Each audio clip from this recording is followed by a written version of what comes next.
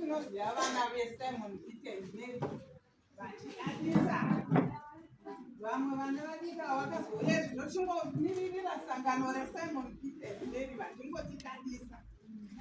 Mufunge nhasi ndafara zvisingaite. Kana akaende munhu afara njini. Unoziva kuti akamboita chifo chekunge dzaka dzatotu yes Brian uri Brian yapana takaita makore mangani zviyati chita chaSimon Tete ndineri chaita sekusheka anga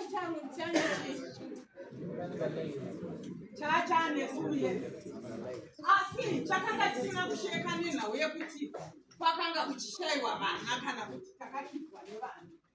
Asi vana vakapera kuchata munongonzwa vana vakachatiwa panyuwa vakachatiwa zvekunge ndainge ndakuita zvemushonga.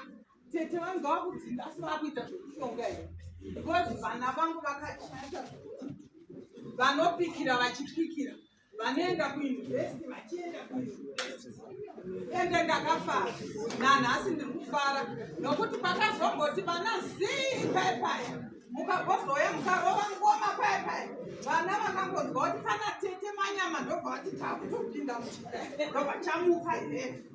Asi ndoda kutenda mwana uyu ndapiwa maminitsi mashoma saka ndiri kuti mwana uyu anonzi Brian uyu ari very strong. Kana muchiziva mwana ari strong pakunamata kupfuura mese ndiye mwana uyu.